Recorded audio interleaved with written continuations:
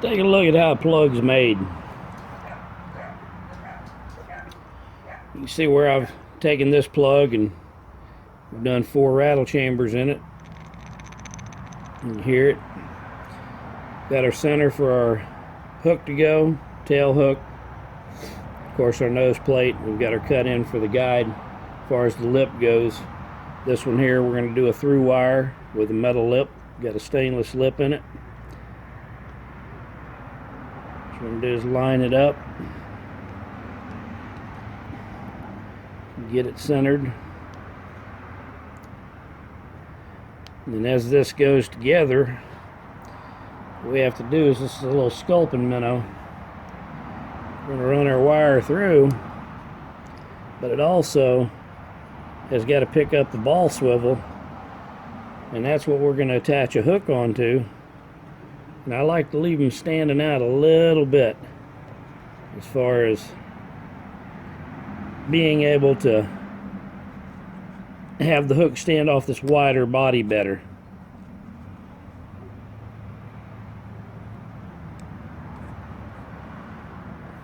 There, we've got it caught.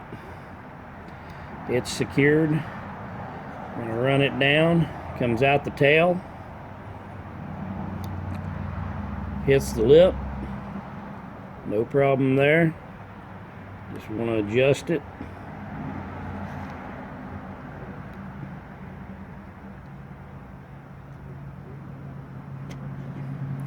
Start it in. I usually take and use my pliers, hold the body of the lure, get it pulled through.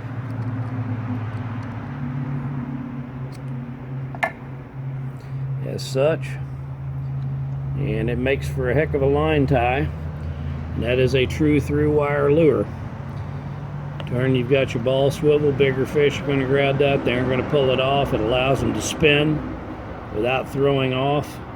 It's a pretty unique design. Works quite well. From there, you got a split ring you can use to attach your hook if you chose to. Or if you look at this hook where it's been cut and split, that allows you to take this hook, slightly bend it. You're going to bring it in and actually put it on the lure. And then you just bend it right back. And that's typically old school as you can get. I like to add this swivel, or not a swivel, but a split ring, to get the hook further back and further down, because when a bigger fish bites this, I want that hook to get down in the mouth. I want it to hit hard. This is a Sculpin lure. It is made for Muskie for this particular style. And then on the tail end of it, what we're going to do here is they make grommets. I chose just to cut a rivet down, pop it in. And this is what you're going to do a coil wind, to where you're going to lay your hook in, and or a split ring, which I choose the split ring, and I come back in and you'll do your wrap and wrap your hook on for your tail hook. It's pretty interesting how they work. This body is not painted. This is just straight teak, but it does have the properties of a mottled Sculpin. They've got yellow, orange. There's several little colors they'll show up in. And one of the things I do personally to mine that I feel makes a big difference, and that comes from my fly fishing experience, is I know marabou is a real sound producer in the water. And I also know that Sculpin have a side fin. And this marabou will flow back wet, but when you jerk and pause this lure, that marabou moves just like its side fins trying to glide, and the action on it just literally triggers strikes.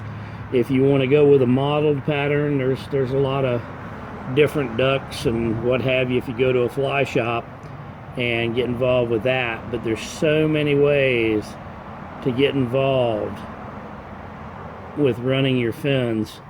And I tell you, to me, it's night and day. But that right there is a Sculpin, and you'll bond those in. I do a little epoxy bead inside of it.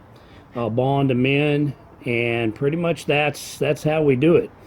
It's a lot of, you know, work as far as doing layouts. Once you build a jig to drill your center line for your holes and, you know, do your boring and what have you, then you come out pretty good. But that's it in a nutshell, and just give you an idea what goes into a plug. A lot of people are like, wow, you want 20 bucks for that thing. Well, that's why. Hope it helped you and got you thinking.